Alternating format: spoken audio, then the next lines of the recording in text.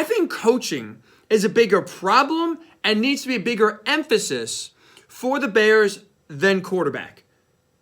Matt Eberflus, the head coach, Luke Getsy, the offense coordinator, they ain't it. They showed you last night they ain't it. Especially from an offensive perspective, where this is an offensive-driven league, where scoring points is how most of the best teams win games. They don't do it by great defense, they do it by great offense. The Bears are offensively challenged. 4 turnovers, 4 field goals.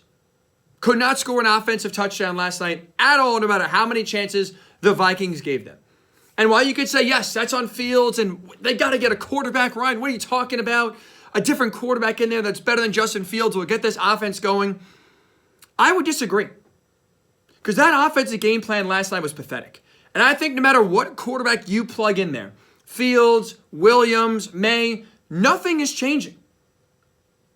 For me, the Bears' woes on offense start at head coach. They got to get that right before they can finally, for the first time, really in their franchise history, actually get a quarterback they can wrap their arms around, embrace, and truly feel good about.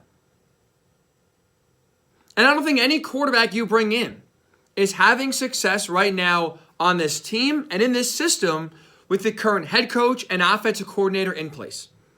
And that's why if I'm the Bears, it's time to go to drastic measures. All right, we have talked about a lot the history, or really the futile history, of the Bears when it comes to quarterbacks and really offensive football.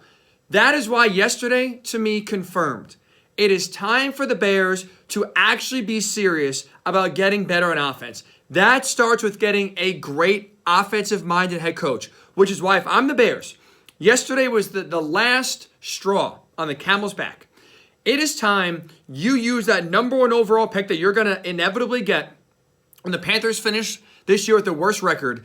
Use that number 1 overall pick, not for a quarterback, for a head coach. Go trade the number 1 overall pick and get yourself a bona fide, elite, offensive-minded head coach in Chicago. I'm talking about calling the Rams and dangling that number 1 overall pick to see if Sean McVay would come to Chicago. I'm calling the 49ers, dangling that number 1 overall pick, seeing if Kyle Shanahan is coming to Chicago. I'm calling the New York Giants, dangling that number 1 pick to get Brian Daboll, who's had a good history of developing quarterbacks, most recently Josh Allen, and seeing if he is coming to Chicago. And I'm even calling the Colts. Shane Steichen has done a tremendous job early on with Anthony Richardson in the limited time he played, but now with Gardner Minshew, the Colts are a playoff team and a top 10 offense with Gardner Minshew playing so far in 10 of the first 11 games of the season. That is great offensive-minded head coaching, and that is adjusting to the circumstances. I'm calling the Colts and seeing if the number 1 overall pick is enough to get Shane Steichen off their roster, come a little bit north, and go to Chicago. You have to use that number 1 overall pick to get yourself an established offensive-minded head coach, because before you can draft a quarterback, you need a guy that can put that quarterback in the position to succeed. Because look, it's not like the Bears have not had high draft picks before, right? It's not like this is going to be their first opportunity to draft a quarterback in the first round and high in the first round. Just look at the last few years. You took Mitch Trubisky number 2 overall. Look, Mitch has his own faults and his own flaws. I don't think he's very good. Personally, I was a Deshaun Watson fan coming out of Clemson. But hey, nonetheless, hindsight is always 20/20, right? But you go back a few years ago, Mitch is bad, but he also had no chance to succeed because he was playing under a head coach of Matt Nagy, who was an old school, my way or the highway kind of guy. Matt Nagy was running his offense no matter who his quarterback was and no matter who the offensive pieces were. He did 0 adjustments when it comes to changing his scheme and philosophy based on the personnel you have. That's what great coaches do. They don't just sit there and say, well, we're going to run this offense that's built for Aaron Rodgers, and we're going to keep it the exact same if we have Lamar Jackson. You adjust the offense based on the type of quarterback you have, based on the skill positions you have, based on the offensive line you have. Cater your play calling and offensive game plan to the roster. That's what great coaches do. Matt Nagy did not do that. He was stubborn. He was hard-headed, and he did not adjust whatsoever. That gave Mitch Trubisky no chance to succeed. Okay, fine. So Mitch is gone. Let's bring Justin Fields in, another top pick in the first round. And he has talent. Like, I think you saw the last really 2 weeks. The Lions game last week and even now on Monday night against the Vikings. Well, yes, they did not score an offensive touchdown on Monday night. You saw flashes from Fields. You saw early on, getting the ball out fast was decisive. You saw late in the game, biggest play of the game on 3rd down and 10, he lets it rip across the middle 30 yards for a first down, get the Bears in field goal territory, ended up winning the game on the field goal. Fields has talent. He has a lot of talent. Now, does he need some coaching? Absolutely. Does he need to improve himself? Sure. Have the Bears, though, put him in a position to succeed? Absolutely not. Absolutely not. Just look at the game call, the play calling, I should say, from Monday night. Justin Fields attempted 2 passes all game over 20 yards. One was incomplete, and one was the final throw of the game from him that rocketed to DJ Moore over the middle that ended up being the biggest play of the game. Every other throw, screens, dump-offs, 5-yard out routes. I think Justin Fields still has a lot of talent, and I still think he can be a good quarterback in the NFL. I don't think the game plan and the play calling yesterday was truly indicative of how the Bears feel about Fields. Like, I think they were overly cautious, and they played not to lose versus let's just let him go and let's see what he can do.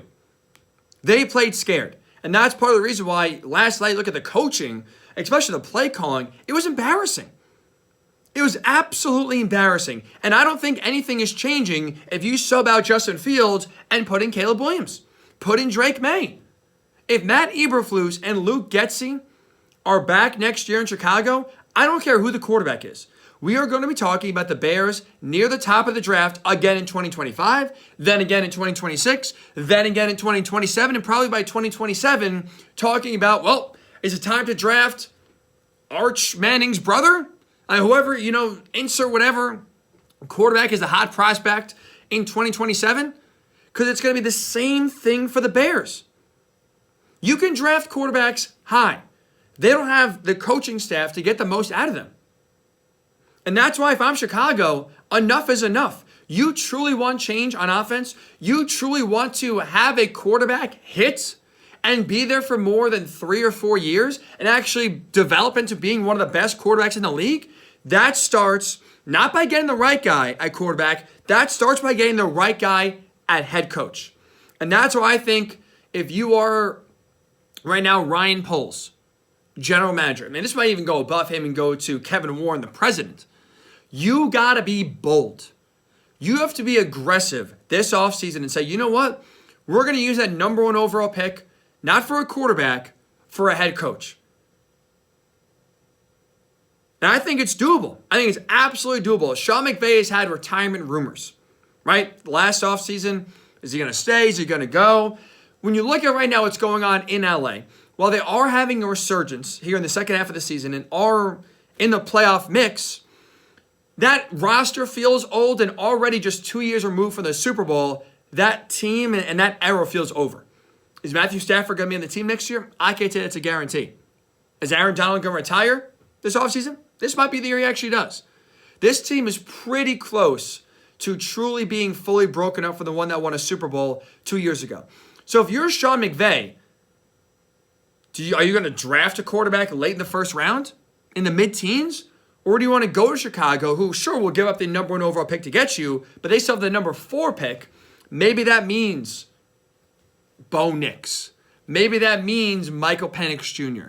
Maybe that means Drake May drops down 2 spots and he's there at number 4. However you want to use it, phrase it, you're going to have a top 4 pick, most likely used for a quarterback, at your disposal. I think that injection of youth, that having for the first time in McVay's career, a quarterback he can hand select, he can mold. I think it's going to be enticing for McVay if he wants to leave LA, kind of have a new career challenge. I think that would reinvigorate him and have him stay in the NFL maybe a lot longer than he plans on right now. That I think would be very enticing for McVay if this Rams team does break up and we see Stafford maybe traded or on his last legs. Kyle Shanahan, personally, I don't think is realistic, but if you're the Bears, you have to make the call. This is a guy who doesn't matter who the quarterback is, he finds ways to win because he knows how to scheme an offense. He knows how to call plays. He knows how to put players in positions to succeed, which is why you could take Mr. Irrelevant and Brock Purdy, plug him in middle of the season, and not skip a beat, and go to the NFC title game no problem. Yeah, they have a lot of talent on offense, and obviously that's going to be the biggest difference. Going from San Francisco to Chicago is the lack of weapons you're going to have on the Bears compared to the 49ers. But Shanahan is a guy that when he got to San Francisco was low on talent. Built it up and was able to build basically a QB less system, if you catch my drift there, where the quarterback is irrelevant. The scheme and the players around the quarterback are what make the QB successful, not vice versa. Brian Daboll, things look bad right now in New York. If you're the Giants, who need an infusion of talent in the worst way, they have, I think, the 4th pick right now. You give them the number 1 overall pick and the 4th pick right now to have at their disposal. I absolutely think they're open to that conversation and open to trading their head coach, who they are on a 2-game winning streak right now. But before that, Daboll was under fire. Fans were calling for his job. I think the Giants would absolutely be open to trading Brian Daboll for the number 1 overall pick. And the Colts, too. Again, you've seen what Shane Steichen has done. Jim Irsay's a madman. And also Jim Irsay, too, is someone who loves former players. If the Bears come and say, look, you can have the number 1 overall pick, which you can use to draft Marvin Harrison Jr., I mean, as a Colts fan, I can't sit here and guarantee you that Irsay is going to say no. The guy loves former players, and if you give him an opportunity to get Marvin Harrison's son on your team, Jim is crazy enough to do it. I mean, hell, he made Jeff Saturday head coach, all right? Nothing is off the table with Jim Irsay. So if you're the Bears, you got to realize 2 things here. Number 1, there is no such thing as a quarterback savior.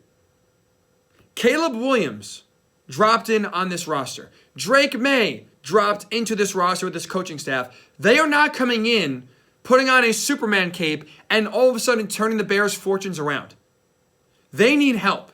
They need themselves to be put in a position to succeed. You cannot put the entire weight of the franchise on their shoulders and say, all right, Caleb, here you go.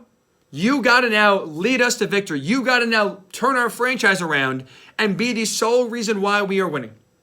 You have to overcome bad coaching, bad offensive line play, an okay running game, questionable receivers outside of DJ Moore. You got to overcome all of that to still win us 10 games here and get us in the playoffs every single year. Good luck, Caleb. Good luck, Drake. Combine Drake and May there. Dre. Good luck, Drake. That's not happening. There are no saviors in the draft. Look at Trevor Lawrence. Was supposed to be the greatest quarterback out of the draft since Andrew Luck. His first year, he looked like a bust. Why? Couldn't overcome bad coaching from Urban Meyer. Now all of a sudden, Doug Peterson gets there, and now he's starting to live up to the hype. It's not a coincidence. That's number 1. There is no such thing as a savior in the draft, so the Bears cannot look at the number 1 overall pick and say, we're getting Caleb Williams, we're getting Drake May, nothing else is going to change, and we're going to now have our sights set on playoff contention. No. That's number 1. Number 2 is you can't get a quarterback before you get a head coach. You absolutely need a head coach in place that knows how to develop young quarterbacks, that knows how to get the most out of them, that knows how to call a good play to put them in a position to succeed, that knows how to cater a game plan to their strengths. The Bears have had top picks in the draft and have whiffed on all of them. Sure, some of the quarterbacks have been bad. Not all of them. I think a large part is they have not had the proper coaching to put them in a position to succeed. And that is why if I'm the Bears, enough is enough. Yesterday showed we need to change. And that change starts with getting an actual offensive-minded, legitimate, bona fide, successful head coach on your team. And that's why if I'm the Bears, I am trading the number 1 overall pick. I'm calling the Rams for Sean McVay. I'm calling the 49ers for Kyle Shanahan. I'm calling the Giants for Brian Daboll. I'm calling the Colts for Shane Steichen. I need a head coach if I'm the Bears, and I'm using that number 1 overall pick to get one.